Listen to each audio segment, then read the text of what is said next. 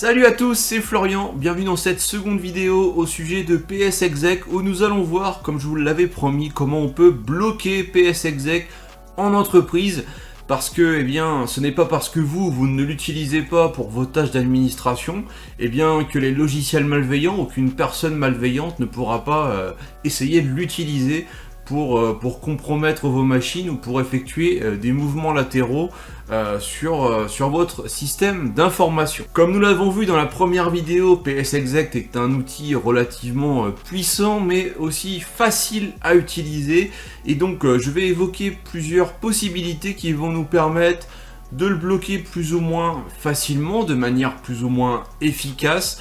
Quand je connais les éventuelles méthodes de contournement, j'en parlerai également. Donc on va commencer par une petite slide où je vais vous lister en gros les méthodes que je connais pour bloquer PSExec, et puis après on partira dans une phase de démo où je vais vous montrer un petit peu tout ça dans la pratique. Alors si vous êtes prêts, il ne vous reste plus qu'à vous abonner si ce n'est pas déjà fait, et à passer à la première partie de la vidéo. Pour bloquer PSExec, ou en tout cas atténuer le fait qu'il soit utilisable, on va pouvoir explorer différentes pistes. Tout d'abord, on va pouvoir désactiver les partages administratifs, puisque je vous le rappelle que PSExec s'appuie sur le partage admin $, qui est créé par défaut sur l'ensemble des machines Windows, que ce soit du poste de travail ou du serveur. Ensuite, on va pouvoir jouer, et là c'est un petit peu un détournement de fonction, avec la clé de registre debugger que je vais vous présenter après. Et pour prendre une solution un peu plus officielle, un peu plus adaptée, on va pouvoir se tourner vers AppLocker. Même si AppLocker a une petite contrainte, c'est qu'il faut avoir du Windows en version entreprise ou éducation au niveau des postes clients pour que ça fonctionne. Donc c'est pas forcément le cas de tout le monde, puisque l'on croise assez souvent du Windows en version pro. Et enfin, pour finir, je vous remettrai une petite slide où je vais évoquer d'autres solutions à explorer pour vous donner des idées si vraiment vous souhaitez vous protéger contre PSExec. Commençons par parler des partages administratifs. Donc je reprends mon PC Windows 11 où j'ai PSExec. On peut voir ici que j'arrive à faire un ipconfig à distance sur mon serveur ADDS 01. Et sur le serveur ADDS 01, donc qui est un contrôleur de domaine, je vais avoir, au même titre que sur les autres machines Windows, les partages administratifs, en l'occurrence ici le admin $, sur lequel s'appuie PSExec. Donc si je fais arrêter le partage ici, que je valide, alors voulez-vous vraiment arrêter de partager admin $? Oui.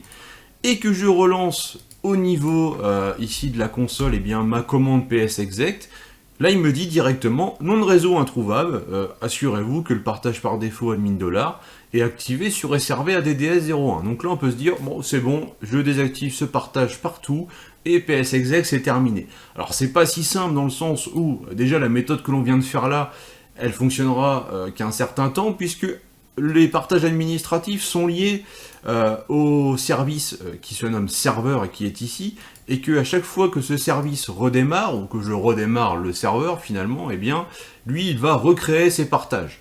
D'ailleurs on va le voir ici en live, je suis en train de redémarrer le service, et si je retourne dans la partie ici partage que je rafraîchis, il m'a recréé le admin $. Donc du coup c'est un peu contraignant.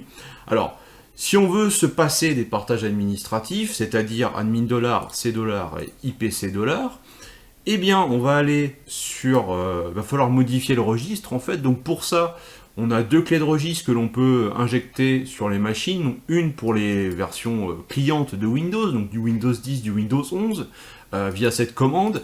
Et pour les éditions serveurs, ça va être cette clé-là.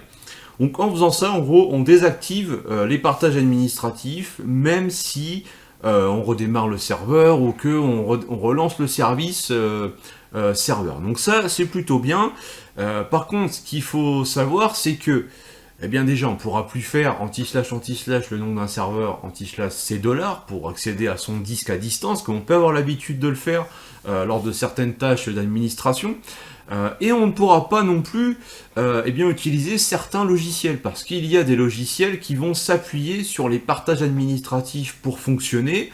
Là, je pense comme ça à PDQ Deploy, qui est une solution de déploiement de logiciels qui ne nécessite pas d'installer un agent sur les postes clients, mais du coup, elle s'appuie sur les partages administratifs pour fonctionner un petit peu dans le même esprit que PSExec. Donc il faut bien voir, en fait, si vous pouvez ou non, en fonction de vos environnements, de vos besoins, et bien finalement vous passez des partages administratifs. Alors bien sûr, vous pouvez, là j'ai mis les deux petites lignes comme ça, mais vous pouvez aussi le faire par GPO pour déployer cette configuration-là sur l'ensemble de vos postes. L'avantage de cette méthode, c'est que dès que le partage administratif est désactivé, en fait on empêche PSExec d'être utilisé, peu importe si la machine source c'est une machine de l'entreprise que l'on gère ou c'est une machine externe qui serait connectée à notre réseau en fait.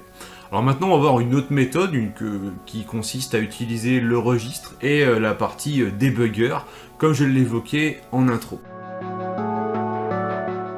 Alors, la fameuse clé de registre debugger, c'est quoi? Eh bien, en fait, c'est au niveau du registre, dans la partie image, file, exécution, options.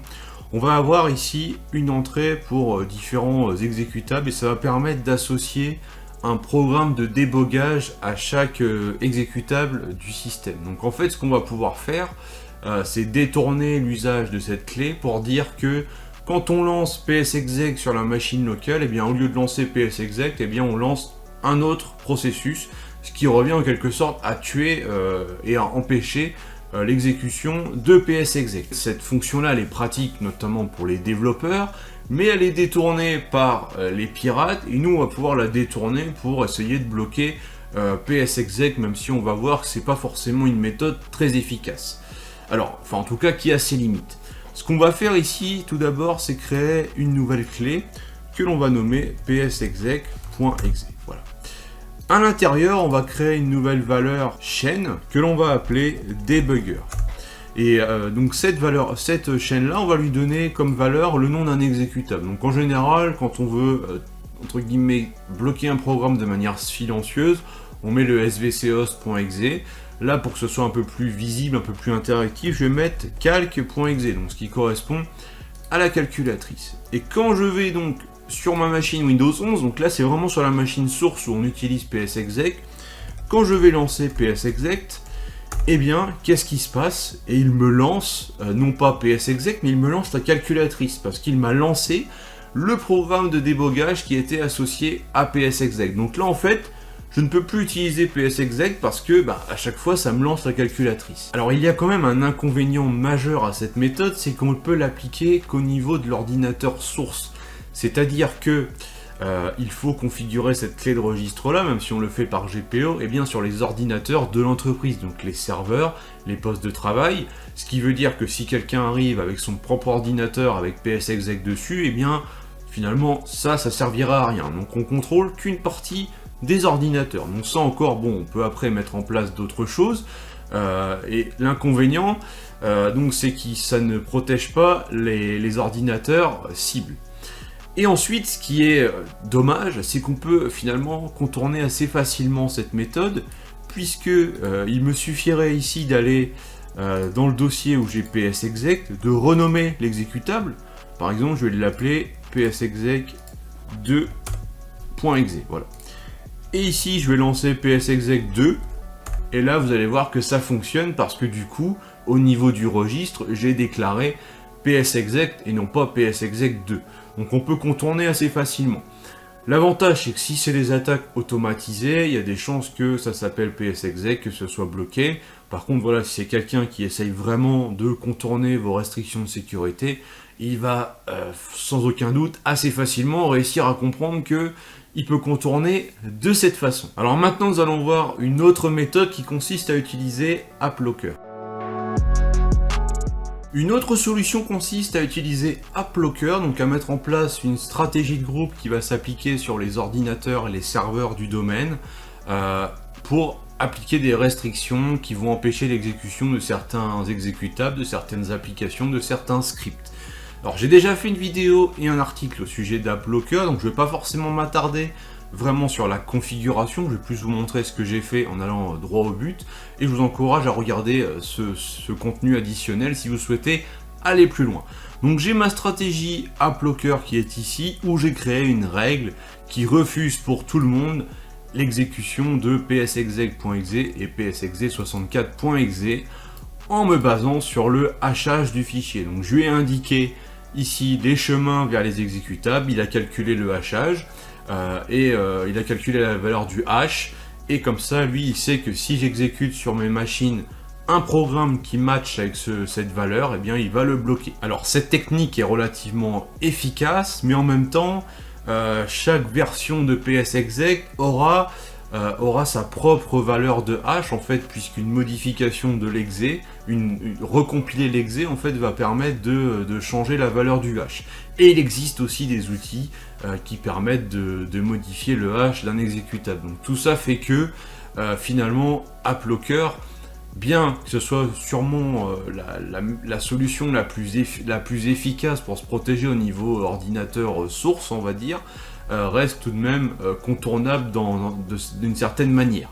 Alors j'ai mis en place la GPO, elle s'applique sur la machine Windows 11, donc je vais me reconnecter sur la machine Windows 11. Ma machine Windows 11 a redémarré, je suis toujours connecté en tant qu'admin, donc eh bien, comme j'en ai l'habitude de le faire, je vais faire un petit psexec. Et là on va voir ce qui se passe. Donc là, il me dit qu'il n'a pas pu exécuter psexec, ce programme est bloqué par une stratégie de groupe, d'accord. Bon bah là, clairement c'est AppLocker qui a empêché psexec de se lancer, et je pourrais même, dans le cas présent, essayer de renommer psexec ou de le changer d'emplacement ou faire ce que je veux. Comme ça se base sur le hash, et bien en fait ça sera toujours bloqué par la politique, voilà, comme on peut le voir. Donc AppLocker, même si, comme je le disais, c'est contournable puisque c'est sur une valeur de hash et que cette valeur va évoluer en fonction des versions et tout ça, enfin bref, ça reste vraiment AppLocker une solution très intéressante pour sécuriser vos postes de travail et contrôler ce qui peut être exécuté ou non. Donc de la même manière, si je lance psexec ici en mode graphique, et bien voilà, il me dit vraiment cette application a été bloquée par votre administrateur système. Donc voilà pour les trois démos, les trois choses que je voulais vous montrer en démo pour essayer de bloquer psexec. Je vais terminer par une petite slide pour évoquer d'autres aspects, d'autres pistes qui me semblent intéressantes. Pour bloquer psexec, on peut s'appuyer sur d'autres éléments que ceux que je viens de vous montrer. Je pense qu'en faisant un mix un peu de tout ça, on peut trouver finalement une solution idéale et qui va permettre de bloquer psexec en fonction de vos besoins et de votre environnement. Tout d'abord, eh bien, on a vu qu'on pouvait couper les partages administratifs, mais on peut aussi agir directement au niveau du pare-feu local de Windows, où on va gérer le flux 445, donc en TCP, puisque psexec, il utilise le port 445 pour venir communiquer avec le partage admin $. Bien que ce flux soit forcément autorisé sur un serveur de fichiers, sur un contrôleur de domaine pour le partage 6 vol et des choses comme ça, et bien après je pense que on peut bloquer ce flux au niveau des postes de travail ou l'autoriser uniquement pour certaines adresses IP sources, puisque dans le pare-feu de Windows on peut spécifier des adresses IP sources et que tout ça peut être configuré par GPO. L'intérêt après, ça va être de coupler aussi cette configuration-là avec l'architecture du SI en elle-même. Parce qu'on a vu qu'on pouvait bloquer psexec au niveau des machines sources, notamment avec une stratégie AppLocker, mais que de toute façon on ne pourrait pas forcément agir au niveau des machines externes, des machines qu'on ne gère pas au niveau de l'entreprise.